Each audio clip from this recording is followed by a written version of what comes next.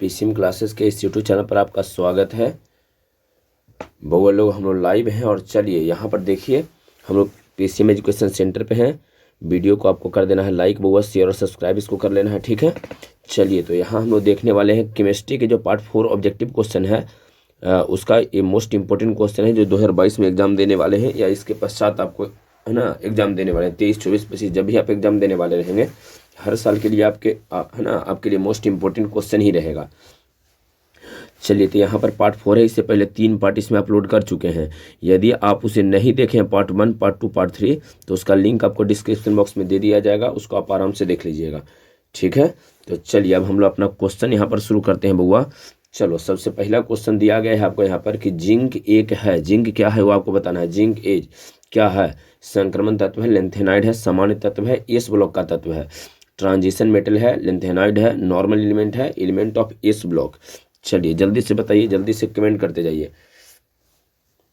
जल्दी से आपको कमेंट करना है, जल्दी से कमेंट कीजिए। ट्रांजिशन जो ट्रांजिशन मेटल है, लेंथेनाइड है, नॉर्मल एलिमेंट हो और एलिमेंट ऑफ एस ब्लॉक है, क्या रहेगा? बिल्कुल जिनका ए आंसर है बउआ सब लोग सही हो है ना। ट्रांजिशन ही होता है, मतलब संक्रमण तत्व होता है, जिंक जो है बउआ संक्रमण तत्व में रहेगा, ठीक है। चलिए अगला क्वेश्चन की ओर चल रहे हैं बउआ। नेक्स्ट क्वेश्चन में समझो क्या है। तो नेक्स्ट क्वेश्चन में जो आपको दिया गया है यहाँ देखिए कहा गया है कि आवर्त सारणी, ध्यान दो बउआ, जो आवर्त सारणी है उसकी बात किया है कि आवर्त सारणी में आवर्त सारणी के ग्रुप 15 में नाइट्रोजन के अतिरिक्त और कौन सा तत्व है? नहीं, नाना पापा आंटी सब बीमारी याद होगा, नाना पापा आंटी सब बीमारी आपको याद होगा। तो ये कहा गया कि नाइट्रोजन के अलावा और कौन सा होता है। चलिए group 15 of the periodic table includes nitrogen and और क्या रहेगा? Oxygen, phosphorus, carbon, argon. बताइए जल्दी से। तो नाना और पापा, नाइट्रोजन और फास्फोरस, मतलब आपको फास्फोरस हो जाएगा, आंसर बी आपका बन जाएगा बउआ। जिनका बी है सब लोग सही हो। चलिए अगला क्वेश्चन, एफ ब्लॉक के तत्वों को और किन नामों से जाना जाता है? ये कहा गया कि एफ ब्लॉक का जो तत्व होता है उसको और किस नाम से जानते हैं? इंग्लिश वाला, F block elements are also known as, English में A block elements are also known. चलो बताओ जल्दी से। Also known as transition element है, लेंथेनाइड है, सामान्य है, अंतः संक्रमण तत्व होता है, इनर ट्रांजिशन एलिमेंट होता है। जल्दी से बताइए ए ब्लॉक तत्वों को और किन नाम से जानते हैं? जल्दी से कमेंट करते जाओ। बिल्कुल डी जिसका जिसका है वो लोग सही है, डी वाले सब लोग सही हो, डी वाले सब लोग सही हो, चूंकि इनर ट्रांजिशन एलिमेंट इसको कहा जाता है, अंतः संक्रमण तत्व कहा जाता है बउआ। ए ब्लॉक को अंतः संक्रमण तत्व कहते हैं। नेक्स्ट क्वेश्चन, कहा गया कि क्लोरोफॉर्म, यहाँ देखिए क्लोरोफॉर्म की बात किया है कि क्लोरोफॉर्म ऑक्सीजन से प्रकाश की उपस्थिति में अभिक्रिया कर देता है। बताइए क्लोरोफॉर्म जो है वो, क्लोरोफॉर्म करने का मतलब CH,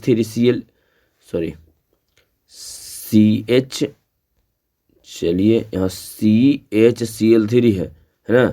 ये ऑक्सीजन से अभिक्रिया करेगा प्रकाश की उपस्थिति में, तो क्या बनाएगा? ऐसा कुछ आप लोग पढ़े हैं, लोग ऐसा कुछ पढ़ाया गया कि क्लोरोफॉर्म पर है ना वायुमंडलीय ऑक्सीजन से अभिक्रिया करता है प्रकाश की उपस्थिति में, तो क्या बनाता है? चलिए यहाँ पर ऑप्शन दिया है, हो सकता है आप ऑप्शन से आपको समझ में आ जाए। आप ऑप्शन पढ़िए, ऑप्शन पढ़ो पहले। Chloroform on treatment with oxygen in presence of light gives phosphine, methane, phosgene और फॉस्फोरेंस।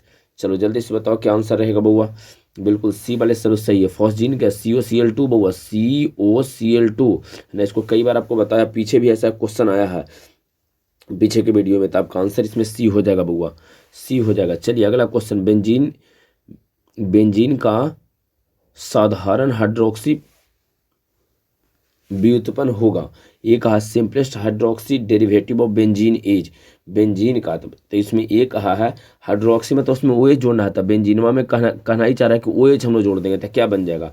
तो ये खुद आप बताइए ना सर कि बेंजीन में ओ एच जोड़ेंगे, हाइड्रोक्सी करेंगे ओ एच, तो क्या बनेगा? ऑब्वियसली फिनॉल बनेगा। तो बी आपका आंसर हो जाएगा, आपका आंसर बी रहेगा। बिल्कुल जिनका जिनका बी है सब लोग सही हो, सब लोग सही हो बी वाले। चलिए फ्रुक्टोज का सूत्र बताइए जल्दी से, इसको बताओ, इसमें थोड़ा टाइम दे रहे हैं, जल्दी से बताइए। फ्रुक्टोज का सूत्र क्या? Formula fructose, formula of fructose, जल्दी से बताइए, जल्दी से कमेंट करो। फ्रुक्टोज का फॉर्मूला, फॉर्मूला ऑफ फ्रुक्टोज क्या रहेगा? चलो C6H11O6 है पहला, बी में C6H12O6 है। बिल्कुल बताओ, जिसका जिसका बी आ रहा है सब लोग सही हो बउआ, बी वाले सब लोग सही हो, है ना, C6H12O6 ही इसका फॉर्मूला रहेगा। चलो अगला क्वेश्चन, अगला क्वेश्चन क्यों, चलिए कहा गया कि रबर है, समझिए रबर स्टार्च सेलुलोज एवं प्रोटीन है, एवं प्रोटीन है, क्या है बताइए, रबर है, स्टार्च है, सेलुलोज एवं प्रोटीन क्या रहता है, संश्लेषित रबर है, प्राकृतिक है। चलिए इसमें अगर आपको एक भी याद रहेगा बउआ, प्रोटीन तो कई बार है कि प्रोटीन कौन सा रबर होता है, तो प्रोटीन जो होता है प्राकृतिक पॉलीमर होता है, आपको पता है प्राकृतिक रहता है प्रोटीन, अल्फा एमिनो एसिड आपस में मिलता है, प्रोटीन का निर्माण करता है, तो प्राकृतिक है। इसमें सबके रबर है, स्टार्च है, सेलुलोज, सब कौन सा रहेगा, तो ऑब्वियसली प्राकृतिक रहेगा, है ना, ऑब्वियसली सबको एक ही साथ दिया, प्रोटीन में प्राकृतिक होता ही, तो सबको कह देंगे है ना प्राकृतिक, एक भी आपको याद रहेगा काम चल जाएगा। तो आंसर आपका बी बनेगा बुआ, प्राकृतिक रबर, है ना, नेचुरल पॉलीमर जिसको कहते हैं। चलिए अगला क्वेश्चन देख लो, आर्गन जो है आवर्त सारणी के किस समूह का सदस्य है बुआ, पहला समूह का है, जीरो का है, चौथा समूह नन ऑफ दी, तो बिल्कुल जीरो जो लास्ट में है बुआ, है ना, जो आठवां या जीरो ग्रुप उसको नाम देवल गया है, ध्यान रखिएगा, आठवां ग्रुप कहते हैं लास्ट में जो है, हलीना कब्र से नहीं है ना, अगर कर जीरो रन वाला helium, neon, argon, krypton, जेनन, radon, ये सब आठवां ग्रुप का, चाहे तो उसको जीरो ग्रुप कहते हैं, तो जीरो आपका आंसर रहेगा बउआ, बी आंसर हो जाएगा, जीरो ग्रुप, है ना। आर्गन जो होता है बउआ, आर्गन अक्रिय गैस होता है, आर्गन जीरो ग्रुप का एलिमेंट होता है, बी आपका आंसर हो जाएगा। चलो बउआ अगला क्वेश्चन, कहता नोबेल गैस होते हैं, जो नोबेल गैस है, नोबेल गैसेज क्या होता है जी आपको बताना है, एक परमाणविक, द्विपरमाणविक, त्रिपरमाणविक, कोई नहीं, monoatomic, diatomic, triatomic, none of the. Monoatomic का एक मतलब जो रहेगा हीलियम है तो हीलियम में रहेगा, डाईएटॉमिक अगर हीलियम है तो He2 के रूप में रहेगा, ट्राईएटॉमिक मतलब He3 के रूप में रहेगा। बताइए क्या रहता है, मोनोएटॉमिक, डाईएटॉमिक क्या रहेगा या ट्राईएटॉमिक रहेगा, जल्दी से कमेंट करो, इसमें आसान सा क्वेश्चन है, बिल्कुल जिनका जिनका ये है सब लोग सही हो बउआ, मोनो एटॉमिक ही रहेगा, ये वाले सब लोग सही हैं। चलो अगला क्वेश्चन, कहा गया है कि किस अणु का द्विध्रुव आघूर्ण शून्य होता है ना, डायपोल मोमेंट किसका जीरो होता है ये आपको बताना है, डायपोल मोमेंट इज 0 किसके लिए, NF3 BF3 Cl2O CH2 Cl2, जल्दी से बताइए, ये भी इंपॉर्टेंट क्वेश्चन है, पूछा गया क्वेश्चन है बउआ, किस अणु का डायपोल मोमेंट जो होता है जीरो होता है।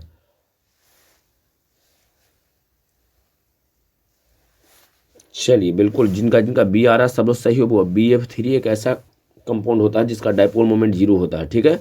चलो अगला क्वेश्चन, आम्लराज एक मिश्रण है ना, एक्वारेजियाइज मिक्सचर ऑफ, चलिए बताइए, तो देखो ये तो निश्चित है कि अम्लराज में, चलो कमेंट कर सकते हो, HCl होता है और HNO3, वही तो आपको ऑप्शन में दिया है ना, HCl है और HNO3 है, तो कितना कितना होता है जो आपसे कहा गया कि एक HCl है बउआ, एक हवा HNO3 है, तो कितना कितना रहेगा, देखो 3 एकरा पास है बउआ, एकरा पास 3, हाँ सर 3 है तो 3 एकरा दे देंगे, एकरा पास एक है ना, एक केवल एक ही है, 2 3 कुछ नहीं है, तो इसके पास एक हो जाएगा, तो 3 मोल HCl 1 मोल HNO3, कौन सा ऑप्शन आपको मिल रहा है, ए मिल रहा है बुआ, 3 मोल HCl 1 मोल HNO3, 3 मोल HCl 1 मोल HNO3, ये आपका आंसर HNO3 हो जाएगा, ये आंसर है, जिनका ये है सब लोग सही हो, बिल्कुल सब लोग सही हो बुआ।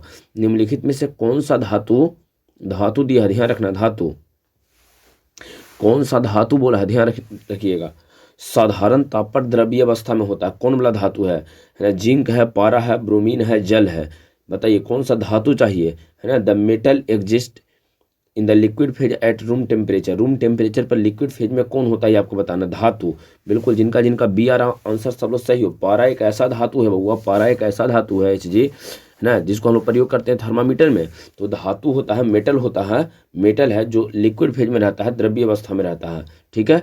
यही अगर अधातु कहता बउआ तो ब्रोमीन हो जाता है, ध्यान रखना है, ठीक है। चलिए तो धातु में पारा हो गया। अगला क्वेश्चन, अगला क्वेश्चन, अरे सेम क्वेश्चन दिया, देखिए सेम क्वेश्चन आ गया जी, बताइए निम्नलिखित में कौन सा अधातु इस बार बोला, देख लीजिए अधातु, नन मेटल आपको बोला होगा, है ना, है ना, विच नन मेटल, तो यहाँ पर नन मेटल कहा है, बताइए, है ना, साधारण ताप पर द्रव्य अवस्था में होता है, which non metal exist in liquid state at room temperature, है ना, ये बताना है कि कौन लिक्विड फेज में रहेगा, अधातु इसमें चाहिए, जिंक है, ब्रोमीन है, Hg है, H2O है, बिल्कुल जिनका बी आ रहा है वो ब्रोमीन सही आंसर हो, अगर धातु कहता तो Hg, अधातु कह रहा था ब्रोमीन, ठीक है। चलो अगला क्वेश्चन, निम्नलिखित में कौन सबसे कम अस्थायी होता है, चलिए सबसे कम अस्थायी कौन है, सबसे कम, फ्लोरीन है, ऑक्सीजन है, HCl है, ICl है, बताइए लेस स्टेबल कौन रहेगा, जल्दी से बताओ बुआ, लेस स्टेबल इसमें कौन है, लेस स्टेबल कौन है, सबसे कम अस्थायी कौन होता है, चलिए जल्दी से कमेंट करो, बिल्कुल जिनका डी आ रहा है आंसर, जिनका जिनका डी होगा सब लोग सही होगा, है ना। ICL, क्यों ICL सर? क्योंकि इंटर हाइड्रोजन कंपाउंड होता है, ICL जो है आपका इंटर हाइड्रोजन कंपाउंड है, तो डी आपका आंसर हो जाएगा, ठीक है।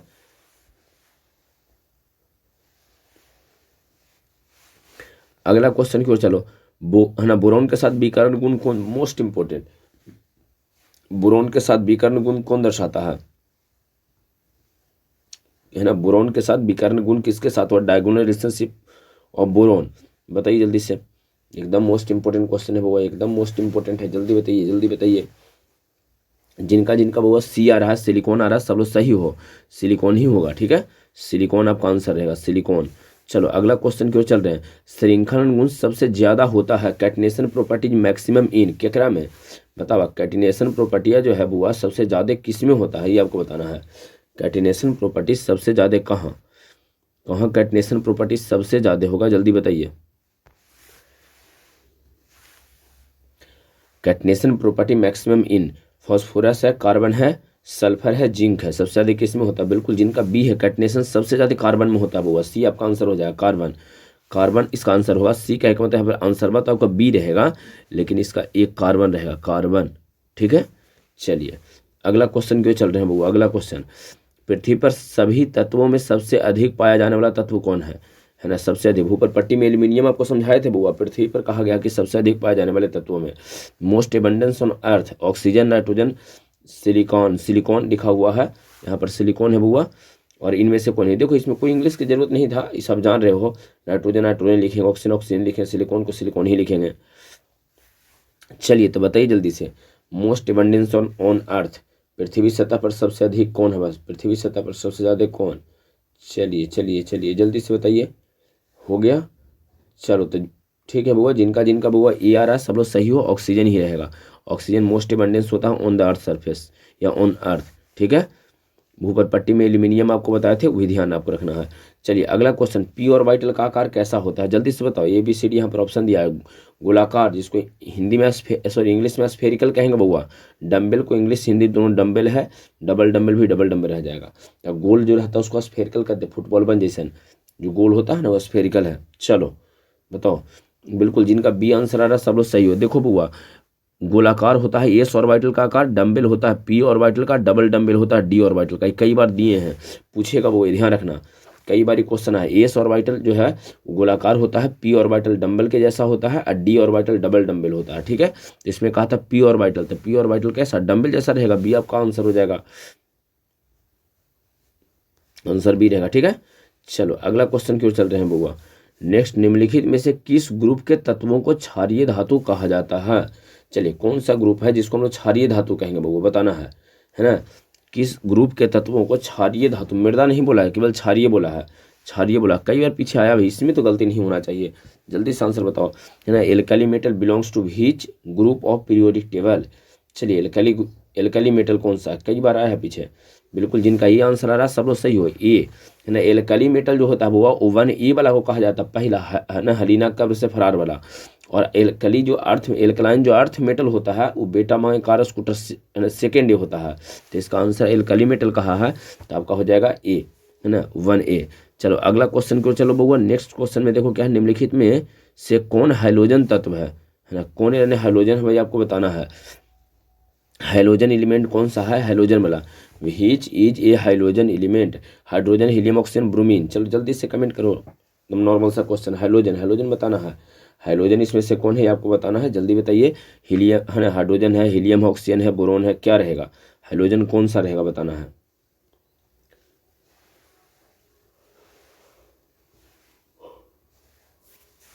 चलिए बिल्कुल जिनका डी आ रहा सब लोग सही हुआ। अगला क्वेश्चन चलो बुआ, अगला क्वेश्चन नेक्स्ट, कहा गया अयस्क में उपासित अशुद्धियों को क्या कहते हैं, the impurities present in ore are called, है ना, जो अयस्क में उपासित अशुद्धि होता है उसको क्या कहेंगे, फ्लक्स कहेंगे, गैंगेमेटिस कहेंगे, स्लैग कहेंगे, मिश्र धातु को एलॉय कहते हैं इंग्लिश में बुआ, और सब सेम रहेगा। द इम्प्योरिटीज प्रेजेंट इन ओर, अयस्क में उपस्थित अशुद्धियों को कहा जाता है फ्लक्स, गैंगेमेटिस, स्लैग और मिश्र धातु, जल्दी बताओ, सबको इंग्लिश में इसी तरह से लिखा जाता है। चलिए केवल मिश्र धातु को लिखता है क्या, इसको जो मिश्र धातु रहता है ना उसको लिखता है बुआ केवल एलवाई। चलो अब बताओ इसमें हाँ बिल्कुल, जिनका बी आ रहा है सब लोग सही है ना। गैंग मैट्रिक्स कहा जाता है, गैंग मैट्रिक्स कहेंगे बउआ। नेक्स्ट क्वेश्चन, सिनेबार है, बताइए जल्दी से सिनेबार कौन होता है। सिनेबार HGS है, PBS है, ZnO2 है, अब PbCO3 है। सिनेबार कौन सा होता है, सिनेबार जल्दी से बताइए। सिनेबार मोस्ट इंपॉर्टेंट क्वेश्चन है, सिनेबार का जल्दी से बताना है।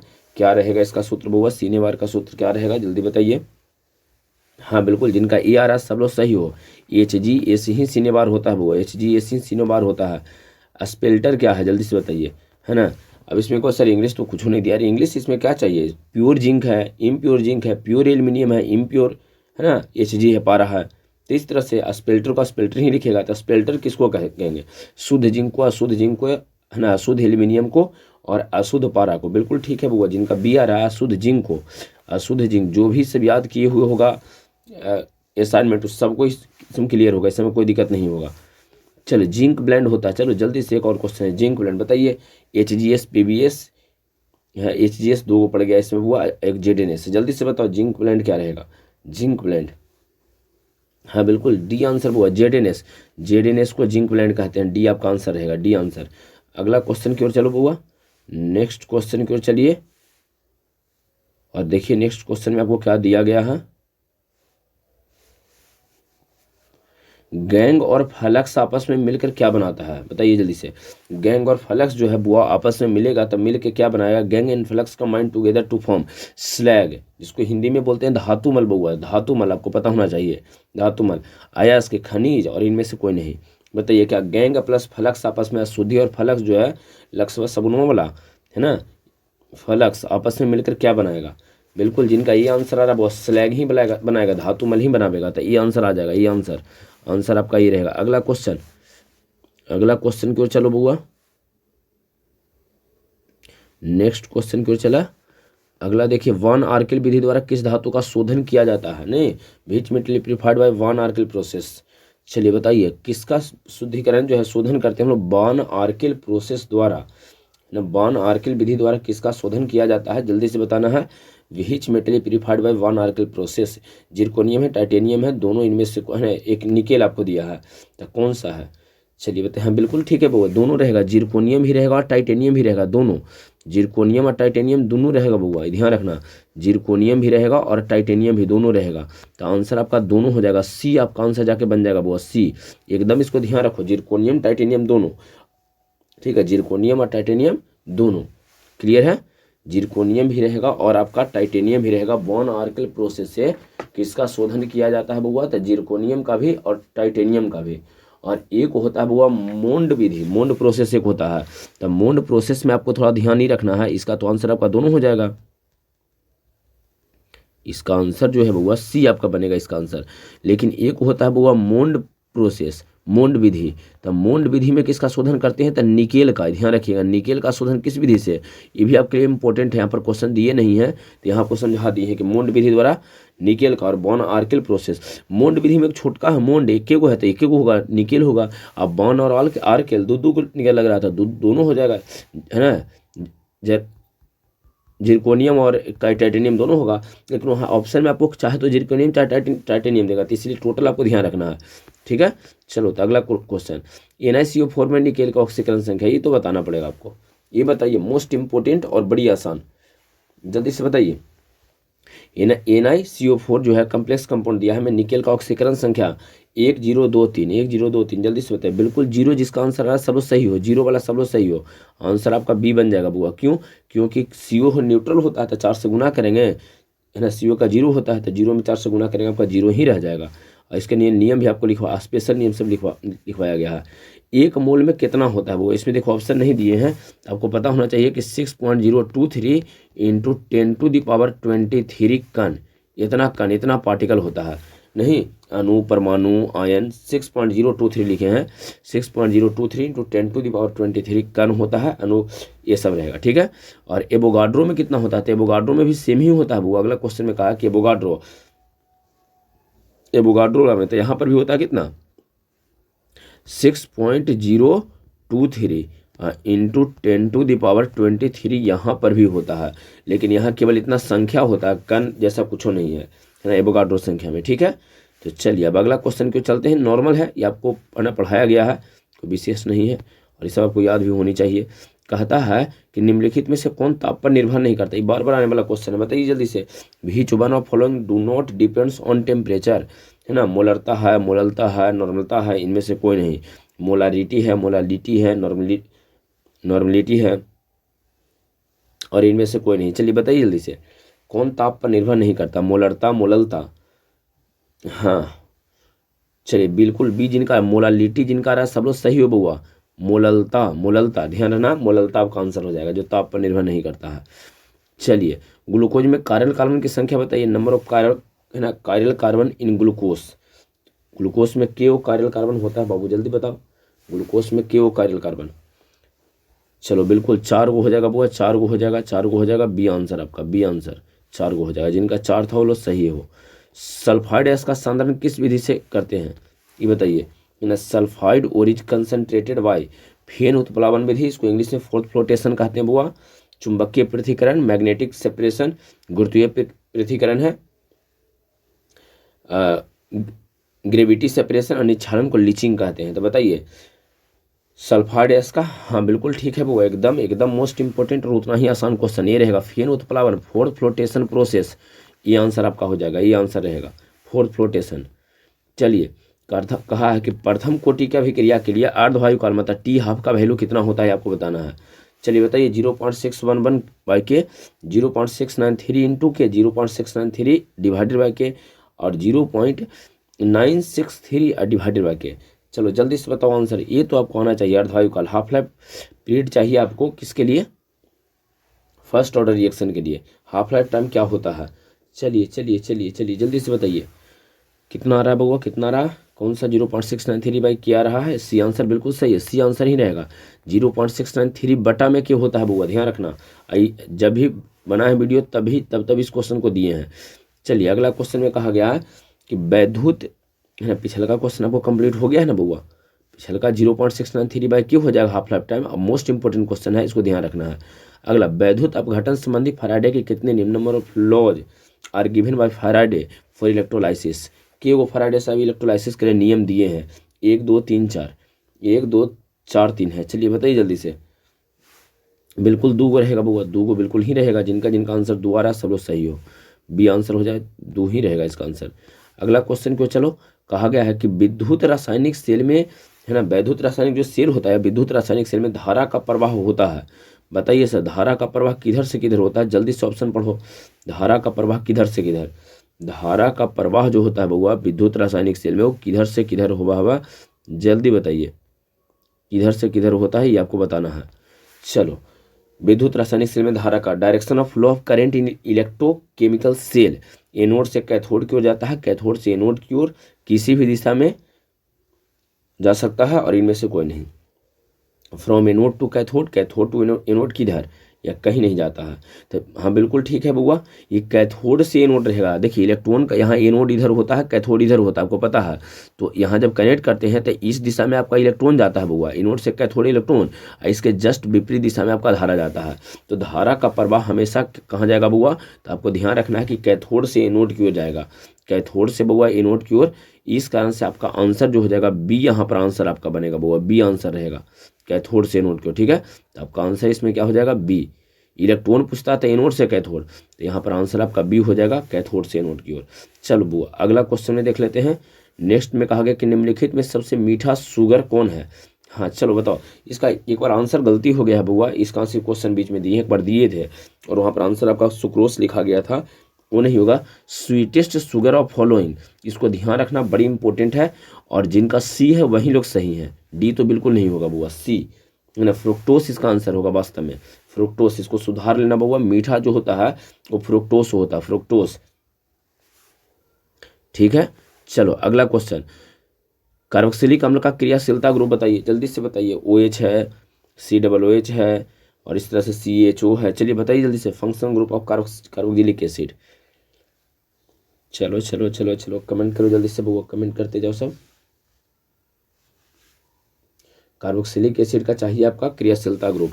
हाँ चलो बउआ, तो यहाँ देखो OH एल्कोहल का होता है, एकदम ध्यान रखो, एल्कोहल कई बार रिपीट किया है, कार्बोक्सिलिक एसिड रिपीट नहीं करता है, लेकिन एल्कोहल तो रिपीट करेगा, तो एल्कोहल का OH होता है। कार्बोक्सिलिक एसिड का ये वाला दूसरा जो है आपका कार्बोक्सिलिक एसिड हो जाएगा, ये वाला एल्डिहाइड होगा, तब पहला एल्कोहल, दूसरा कार्बोक्सिलिक एसिड, तीसरा एल्डिहाइड, तो इसका आंसर आपका कार्बोक्सिलिक एसिड वाला बी आ जाएगा, ध्यान रखना है। चलो अगला क्वेश्चन क्यों चलते हैं। हीरा में कार्बन के प्रसंस्करण, लीजिए बताइए हीरा में कार्बन का प्रसंस्करण क्या होता है। Hybridisation of carbon in diamond, हीरा में कार्बन का प्रसंस्करण बताना है। sp sp2 sp3 sp3d, बताइए जल्दी से। बिल्कुल बउआ, जिसका sp3 आ रहा, सी जिनका आंसर आ रहा है sp3 बउआ, sp3 आपका आंसर हो जाएगा, sp3 है ना हीरा में, ठीक है। चलो अगला है ग्रेफाइट में कार्बन का प्रसंस्करण, hybridization of carbon in graphite आपको बताना है, sp sp2 sp3 sp3d।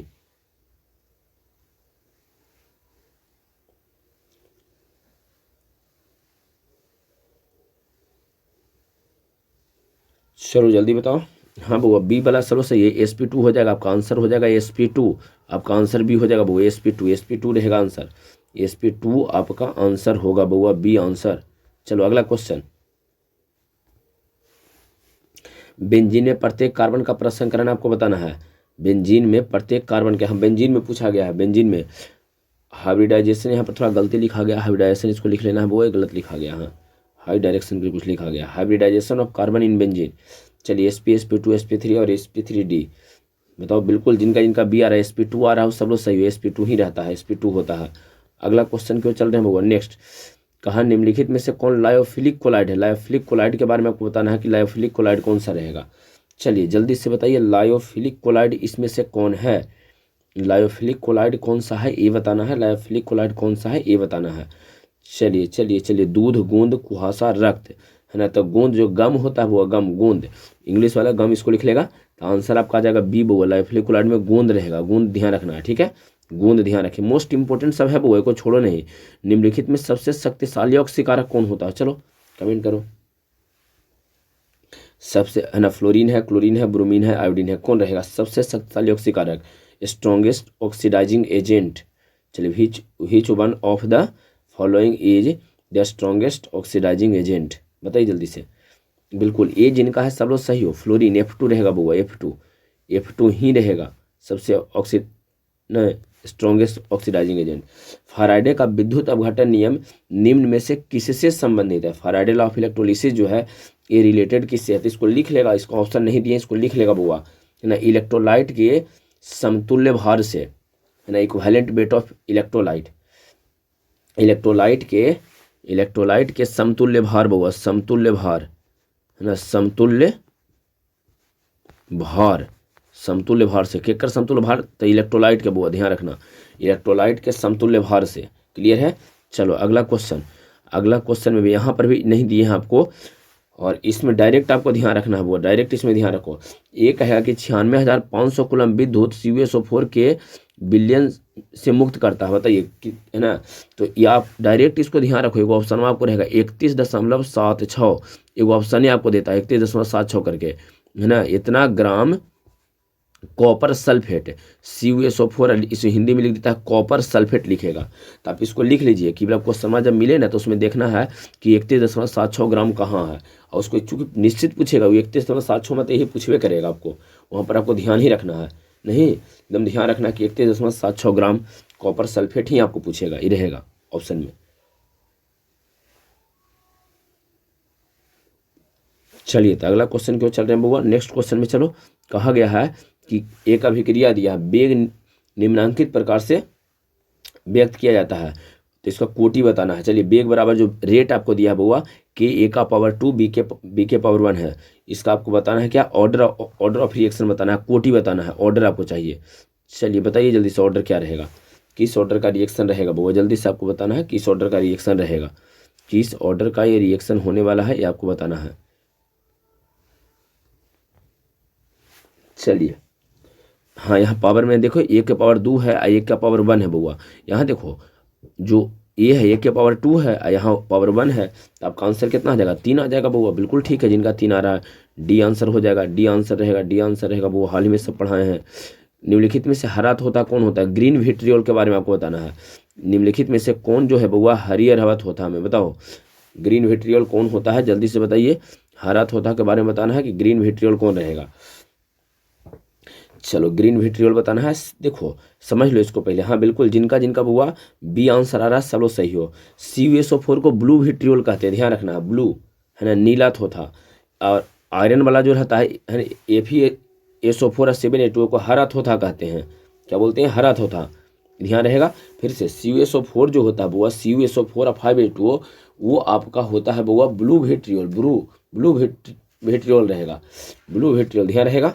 Blue मतलब हाँ बिल्कुल नीला, तो आपको पहला तो नीला थोथा हो जाएगा, दूसरा FeSO4 7H2O है तो उसको हरियर हम लोग बोलेंगे बुआ, ठीक है, उसको हरा थोथा बोलेंगे।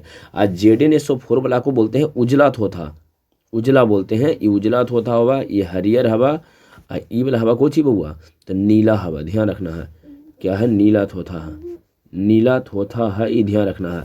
तो आपको पूछा था कि हरा वाला थोथा कौन है, तो आपका आंसर इसमें बी हो जाएगा बुआ, बी, ठीक है, बी आंसर रहेगा FeSO4 7H2O। अगला क्वेश्चन क्यों चलते हैं, साम्य स्थिरांक और वेग स्थिरांक किस पर निर्भर करता है। अभिक्रिया दे देगा, उसमें कहेगा कि साम्य स्थिरांक, देखो ना इक्विलिब्रियम कांस्टेंट कहीं मिल जाए, ढेर मनी लैंग्वेज लिखेगा, रिएक्शन दे देगा, इक्विलिब्रियम कांस्टेंट कहीं लिख देगा या रेट कांस्टेंट दे देगा। तो इक्विलिब्रियम कांस्टेंट और रेट कांस्टेंट किस पे डिपेंड करता है, टेम्परेचर है, प्रेशर है, कंसंट्रेशन है, कैटलिस्ट है, ताप है, दाब है, सांद्रता है, उत्प्रेरक है, जल्दी से बताइए किस पे निर्भर करेगा, जल्दी बताओ। इंपॉर्टेंट क्वेश्चन है बुआ, जल्दी से बताइए किस पे निर्भर करेगा। बिल्कुल बिल्कुल, जिनका जिनका बुआ आ रहा है इसमें ताप उस सब लोग सही हो, ये है ना, टेम्परेचर पर ही, केवल और केवल टेम्परेचर पे डिपेंड करता है, केवल और केवल टेम्परेचर पे। अगला, सामान्य ताप एवं दाब पर किसी गैस के 1 मोल का आयतन बताना है, molar volume at normal temperature and pressure, normal temperature और प्रेशर पर मोलर वॉल्यूम बताना है, 1 मोल का आयतन बताना है कितना रहेगा।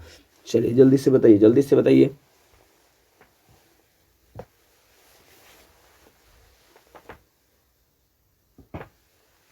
बताओ जल्दी बउआ, कौन सा आंसर, कौन सा आंसर, हाँ बिल्कुल बी वाले सरो से 22.4 लीटर बुआ, 22.4 लीटर आपका आंसर हो जाएगा, 22.4 लीटर, ठीक है। चलो अगला क्वेश्चन,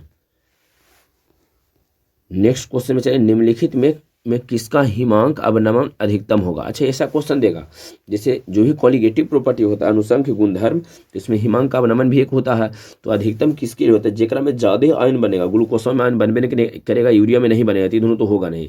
NaCl में कैसे टूटेगा, तो Na+Cl- एक को दोनों, एगो ही रहेगा, एकरा में तोड़ेगा बुआ तो 2K+ SO4 2- हो जाएगा। यही बताइए, 2 गो तो यहाँ के है और एगो यहाँ तक 3 गो है, सबसे ज्यादा कहाँ टूट रहा है बउआ, तो सबसे जेकरा में ज्यादा आयन रहेगा ना, 2-3 करके जेकरा में दिल रहता वही ओकर आंसर हो, तो 2-3 करके जेकरा में दिल रहेगा, तो एकरा में 2 गो या एगो SO4, तो 2 1 3 गो हो गया है, तो इस कारण से आपका आंसर इसमें ए आ जाएगा बउआ, नहीं ये आपका आंसर आ जाएगा। हिमांक का अवनमन अधिकतम होगा, maximum depression in freezing point जो है K2SO4 का हो जाएगा, यहाँ पर जेकरा में ज्यादा आयन दिया रहा है, K2 करके दिया था, ज्यादा लग रहा है आपको, तो यही आपका आंसर इसमें हो जाएगा, क्लियर है। चलो अगला क्वेश्चन, और अगला क्वेश्चन में कहा गया कि निम्नलिखित में से कौन है ना कोलाइडियल घोल नहीं है बउआ, ये आपसे कहा गया है कि एकरा में से कौन है जो कोलाइडियल घोल जैसा नहीं है, कोलाइडियल विलयन नहीं है, ये आपको बताना है, ठीक है। कोलाइडियल विलयन इसमें से कौन नहीं है, भी 54 of the following not a colloidal solution, जल है, दूध है, गोंद है, धुआं है, कोलाइडियल कौन नहीं, बिल्कुल जल आपका कोलाइडियल घोल नहीं होता है बउआ, जल आपका कोलाइडियल घोल नहीं होता है, ये आपका आंसर हो जाएगा। इस सब एकदम टोटल ढंग से याद करो, ये सब क्वेश्चन आपको एग्जाम में रहता है, इसी तरह क्वेश्चन वहाँ रहेगा। चलिए कोलाइडियल घोल का उदाहरण, या कोलाइडियल घोल उदाहरण है, colloidal solution is an example of, है ना, कोलाइडियल जो सॉल्यूशन होता है किसका एग्जाम्पल है, समांगी घोल होता है, मतलब होमोजीनियस होता है, बीसमांगी हेट्रोजीनियस होता है, कम्प्लेक्स जटिल होता है, क्या रहता है ना, होमोजीनियस, हेट्रोजीनियस और या कम्प्लेक्स क्या रहता है, तो ध्यान रखिएगा 20 समांगी होता है वो, बी आंसर, जिनका जिनका बी आ रहा है वो सही है, 20 समांगी रहेगा, हेट्रोजीनियस रहेगा, बी आपका आंसर इसमें हो जाएगा। अगला क्वेश्चन की ओर चलते हैं बउआ, दूध एक उदाहरण है, दूध किसका उदाहरण है, जेल का, स्वैल का, निलंबन का, पायस का, बताइए किसका है, बिल्कुल जिनका जिनका DRS सब सही है, क्वेश्चन करवाए हैं पीछे बउआ, पायस का होता है ना, पायस, इमल्सन, पायस या इमल्सन होता है, तो पायस का आपका आंसर आ जाएगा डी, क्लियर है, डी आपका आंसर रहेगा, पायस या इमल्सन। निम्नलिखित में से कौन ठोस ठोस समूह है, कहा गया है ठोस और ठोस समूह कौन है? Which one of following is related to solid solid family? धूम्र, केक, संश्लेषित जेम और प्यूमिस पत्थर, कौन सा रहेगा बताइए? कौन सा रहेगा बउआ इसमें? कौन सा है जो इसमें ठोस ठोस समूह है? बिल्कुल केक आंसर हो जाएगा बउआ, बिल्कुल केक। खाए के मन करे तो बगल में दुकान रहेगा, ला के खा लेना है। ठीक है, ठोस ठोस समूह एकदम इंपॉर्टेंट क्वेश्चन है, केक रहेगा आंसर।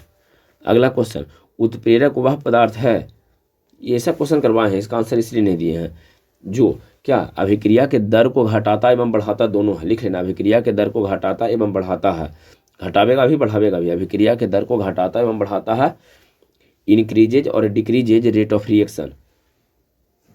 जल्दी से लिख लीजिए, अभिक्रिया के दर को घटाता एवं बढ़ाता है,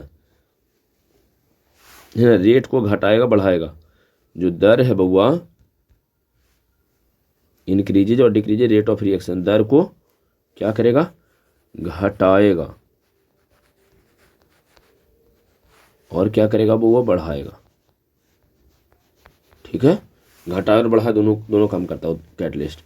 इंपॉर्टेंट क्वेश्चन है वो, ध्यान रखना। प्रथम कोटि की अभिक्रिया का वेग स्थिरांक क्या है ना? प्रथम कोटि की अभिक्रिया के लिए वेग स्थिरांक की इकाई चाहिए, unit of rate constant for first order reaction. First order reaction के वेग स्थिरांक के लिए आपको मात्रक चाहिए बउआ, क्या रहेगा? यूनिट। तो यहाँ ध्यान रखिएगा, पर सेकंड होता है, टाइम यूनिवर्स रहेगा, पर सेकंड, पर मिनट, पर घंटा, इस तरह से आपको दिया रहेगा। कुछ भी टाइम का रहे, लेकिन पर सेकंड आपको, पर मिनट, ऐसा करके समय से रिलेटेड रहेगा। टाइम का पावर -1 होता है, पर सेकंड है, पर मिनट है, पर घंटा है, पर डे हो जाएगा, पर ईयर दे देगा, तो आपको पर सेकंड ही इन जनरल देता है, तो आपका आंसर ध्यान रखना है पर सेकंड, याद रहेगा। चलिए, पर सेकंड हो जाएगा, सेकंड के पावर -1 हिंदी में भी लिख दो तो सेकंड के पावर -1 ही रहेगा। क्लियर है, सेकंड के पावर -1।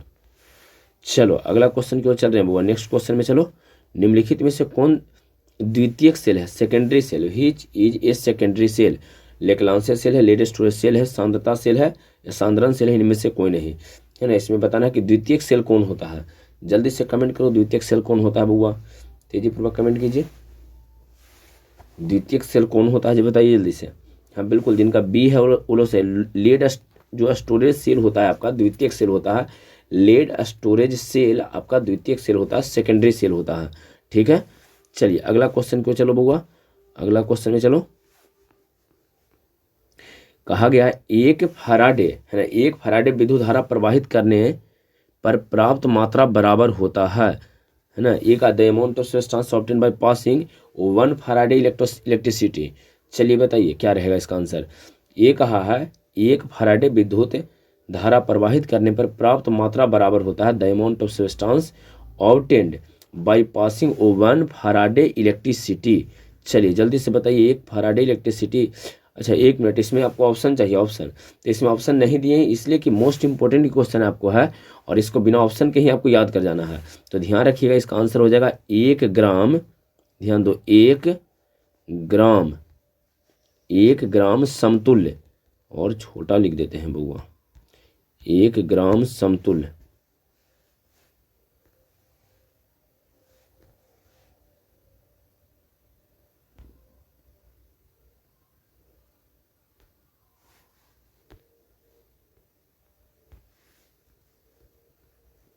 एक ग्राम समतुल्य, समतुल्य लिखा गया है, नहीं हट रहा हो।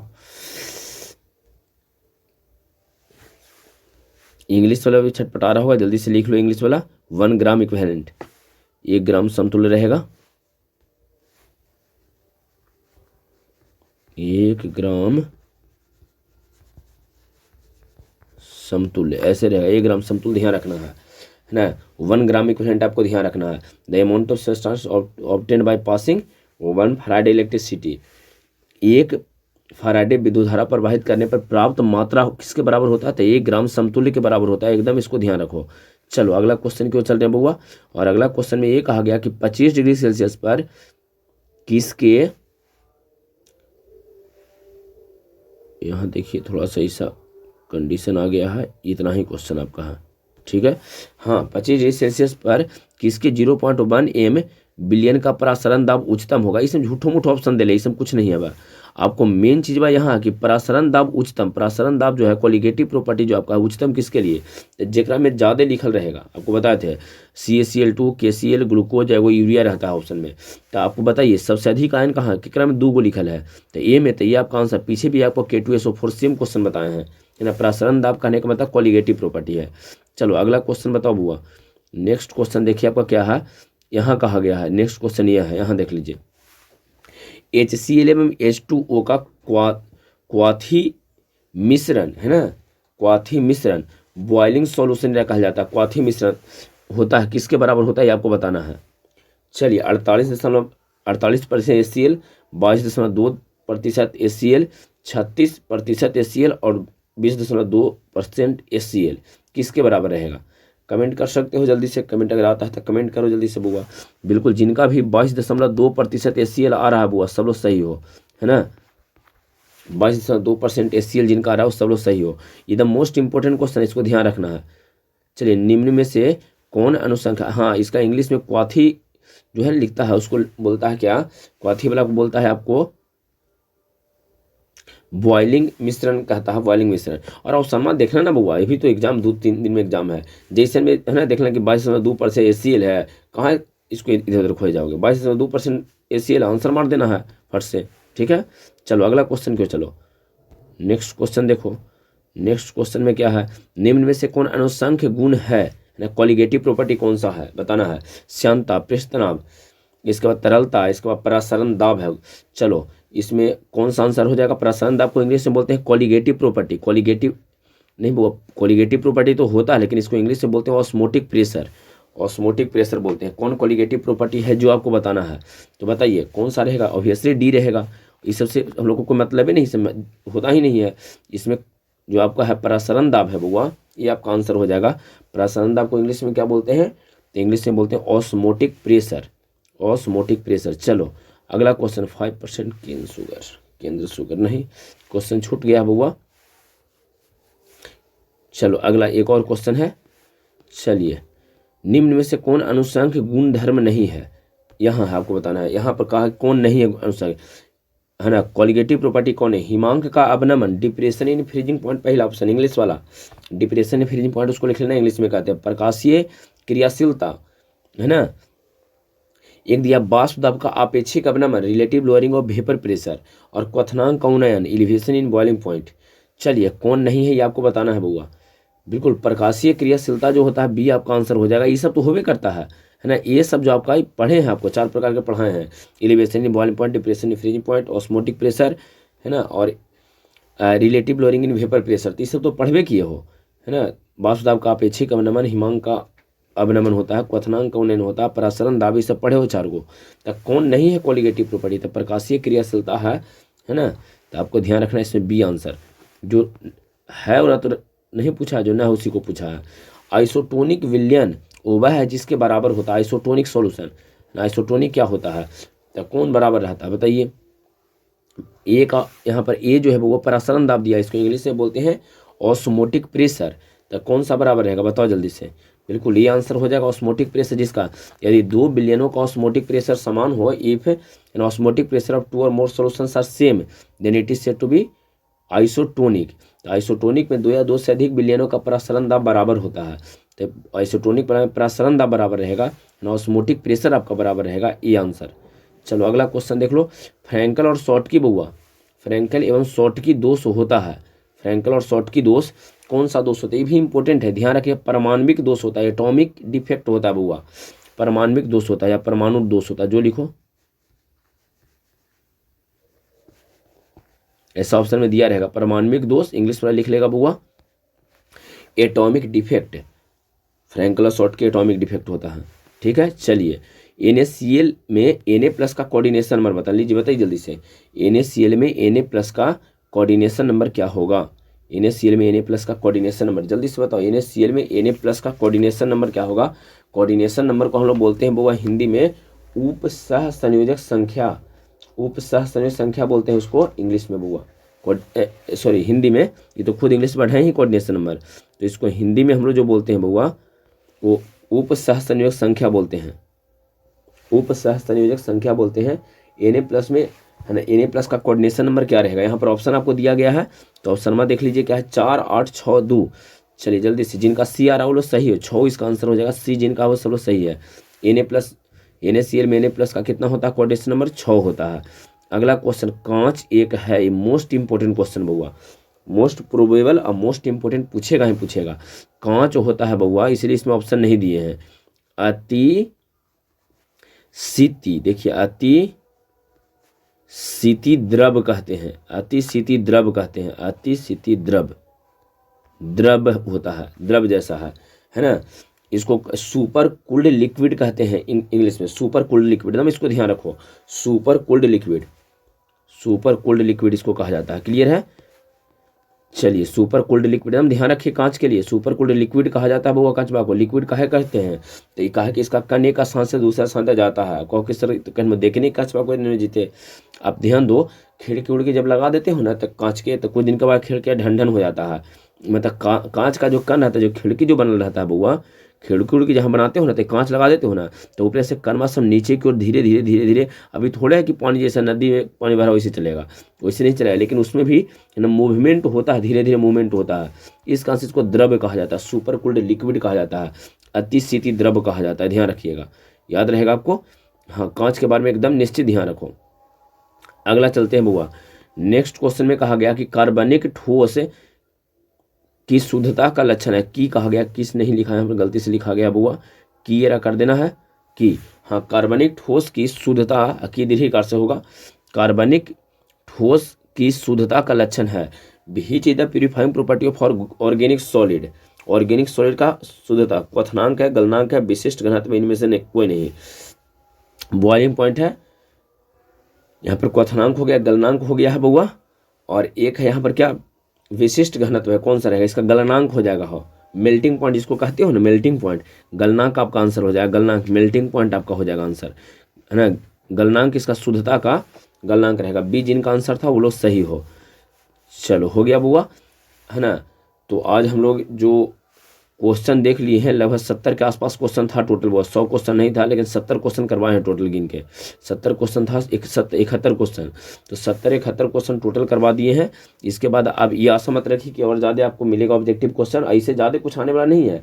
एक और वीडियो अपलोड करेंगे किस दिन, तो जिस दिन एक जम्मा रहेगा ना उसके, है ना, क्या उसको शाम में अपलोड कर देंगे, आराम से देखिएगा उसमें, ठीक है ना। और ये हो गया है 3, ये 4 पार्ट हो चुका है, तो चारों पार्ट एकदम कंप्लीट करो, छोड़ो एक भी नहीं, 4 पार्ट टोटल है। अब बड़ी सारा क्वेश्चन करवा दिए, इस से रहेगा। और आपको और बोले हैं असाइनमेंट याद करने के लिए, तो याद ही कर जाओ, है ना। तो एकदम ही सब ध्यान रखो, मोस्ट इंपॉर्टेंट सारा क्वेश्चन है। और आज आप लोग को शाम में क्लास होने वाला है मैथ का बउआ, 100 गो ऑब्जेक्टिव क्वेश्चन, 100 ऑब्जेक्टिव क्वेश्चन। हम लोग 2 घंटा क्लास रहेगा, लगभग 2 या 2.5 घंटा का आप लोगों का क्लास होने वाला है। 100 ऑब्जेक्टिव क्वेश्चन रहेगा मैथ का, ठीक है। तो चलिए अब इसको रहने देते हैं, नेक्स्ट अगला क्लास में हम लोग देखेंगे। चलो बउआ, ठीक है।